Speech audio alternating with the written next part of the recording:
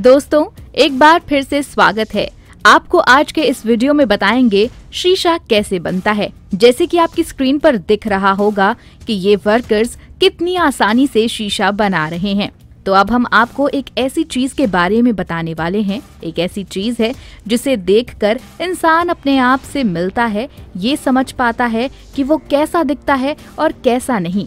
ऐसे नहीं, शीशे के बारे में आप लोगों ने काफी कुछ सुना और पढ़ा होगा, पर आज इस वीडियो में ये बताऊंगी कि आखिर ये शीशा बनता कैसे है, किस तरह से बनकर तैयार किया जाता है, ताकि आपकी खूबसूरती को और निखारने के लिए आपके सामने खड़ा हो जाए। इसलिए बिना एक पल की देरी के लिए चलिए शुरू करते हैं हमारी आज की शानदार वीडियो में। लेकिन वीडियो शुरू करने से पहले एक छोटी सी रिक्वेस्ट है कि आप अपने दोस्तों के पास इस वीडियो को शेयर जरूर करें। दोस्तों, आईना बनाने के लिए पहले एक क्लियर कट बड़े से कांच के ग्लास को हॉरिजॉन्टली यानी कि लेटाकर रोबोटिक सिस्टम्स के जरिए कन्वेयर बेल्ट तक पहुंचाया जाता है और केंद्रीय बेल्ट से होते हुए कांच को वॉशिंग स्टेशन तक ले जाया जाता है, जहां पर पानी और सीधी बॉक्साइट से कांच को पूरी तरह से कवर कर दिया जाता है।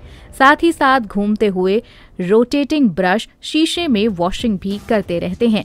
राकेश का सर्विस सूट और बढ़िया रहे, क्योंकि कई बार कई तरह के मेडिकल जांच में फंसे रहते हैं, जिन्हें निकालना बहुत जरूरी है। वॉशिंग प्रोसेस पैनल में करीब 1 मिनट का वक्त लेता है, जिसके बाद कांच को आगे की प्रोसेस के लिए भेज दिया जाता है, जिसमें उसे डिमिनरलाइज्ड पानी से होकर गुजरना होता है, क्योंकि प्लेंटी ऑफ वाटर में मौजूद जो मिनरल्स होते हैं वो मेटल्स को डैमेज कर देते हैं। आगे आने वाले प्रोसेस में अप्लाई किए जाते हैं।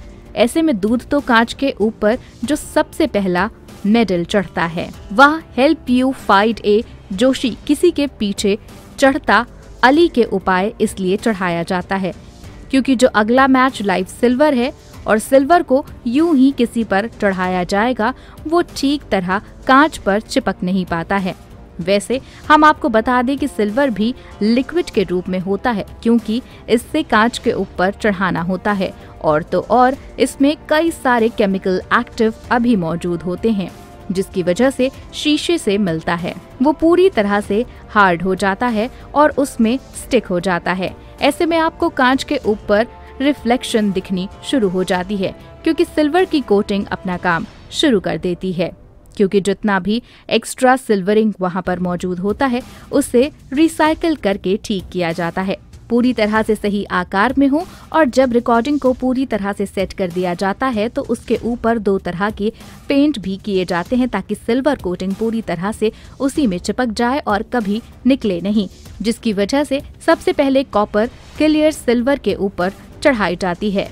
कवर की लेयर चढ़ने के बाद आगे की प्रोसेस के लिए कांच को भेजा जाता है, जिसमें कॉपर को पूरी तरह से सेट करने का काम होता है। और जब कॉपर सेट हो जाता है उसके बाद हर पैनल को ड्रायर्स में भेजा जाता है, जिसका तापमान 71 डिग्री सेल्सियस होता है। ऐसे में दोस्तों, इस प्रोसेस के दौरान मात्र 75 सेकेंड में जितना भी एक्स्ट्रा कॉपर उसके ऊपर होता है वो सारा हट जाता है। दोस्तों, अब बारी आती है कॉपर लगी हुई साइड के ऊपर पेंट करने की, जहां पर लगातार पेंट गिरता रहता है ताकि कॉपर की साइड को पूरी तरह से पॉलिश कर दिया जाए। और फिर फ्रेश पेंट को कोटिंग करवाने के बाद मेरे को ओवन में 99 डिग्री सेल्सियस के तापमान में भेज दिया जाता है। ऐसे में करीब 105 सेकेंड एयर की 1 मिनट 45 सेकेंड के बाद एना को एक से निकालने के बाद दूसरी बार पेंट की कटिंग करने के लिए ले जाया जाता है। इस बार पेंट का कलर दूसरा होता है और इस कारण सिर्फ और सिर्फ पहली और दूसरी कोटिंग में अंतर पता करना है, इसके अलावा और कुछ नहीं।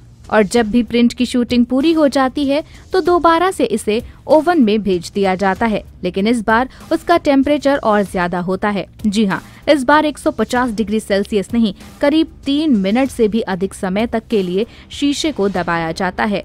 तो इन सभी प्रोसेस के बाद आईना बनकर तैयार हो जाता है और फिर एक बार फिर आईने में गलतियां ढूंढने लगता है, जहां अगर कहीं भी कोई गलती भी हो, जैसे कि कोई बबल वगैरह हो, तो उसे वहीं से हटा दिया जाता है। वैसे अक्सर तो कोई गलती नहीं होती है, क्योंकि सारा काम मशीनों द्वारा किया जाता है। जहां जब ये सभी प्रोसेस खत्म हो जाते हैं तो कस्टमर के ऑर्डर के हिसाब से शीशे को स्ट्रिप दी जाती है और जिसमें सभी रंगों से होनी चाहिए, तो कभी स्क्वायर और कई सारे ऑर्डर्स तो सर्कल शेफ के मेरे उनके भी होते हैं। इन सभी को काटने के लिए अलग अलग तरह की मशीन होती है, खासकर केसरगंज सीख देने के लिए, क्योंकि उसे बिल्कुल परफेक्ट शेप में काटना भी जरूरी होता है। इसकी सबसे बड़ी वजह है कि आप इस बात को अच्छे से जानते होंगे कि अगर हल्का सा भी कट लग जाता है तो पूरा शीशा बर्बाद हो जाता है। इसी वजह से सारा काम प्रोफेशनल तरीके से किया जाता है, जहां कई बार तो शीशे की मशीन को सेट करने के लिए कंप्यूटर सॉफ्टवेयर का इस्तेमाल किया जाता है।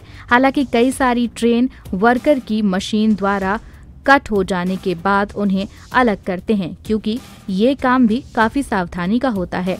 इसमें हल्की सी भी चूक नहीं होनी चाहिए। ऐसे में दोस्तों, अब तो आपको समझ में आ ही गया होगा कि किस तरह मशीनों की मदद से बड़े बड़े कांच को बनाकर तैयार किया जाता है। हालांकि इस प्रोसेस को इतने बड़े पैमाने में इसलिए किया जाता है क्योंकि उनकी मैत्री का काम है। बाकी अगर कोटिंग वगैरह करनी होती है तो ये सारी चीजें कई लोग हाथ से भी करके शीशा तैयार कर देते हैं, क्योंकि ये सारा काम साइंस पर डिपेंड करता है। शादी आईना बनाने वाले की टेक्निकल बड़ी चीज डिपेंड करती है। तो दोस्तों, उम्मीद है आप हमारी आज की पोस्ट को काफी पसंद किए हैं, उनको काफी पसंद किए होंगे। अगर हाँ, तो इस वीडियो के बारे में आपका क्या कहना है हमें कमेंट करके जरूर बताइए, और ऐसे इंटरेस्टिंग वीडियोस को लगातार देखने के लिए हमारे चैनल को सब्सक्राइब करना बिल्कुल ना भूलें। और हाँ, हम फिर मिलेंगे नए वीडियोस में। जय हिंद, जय भारत।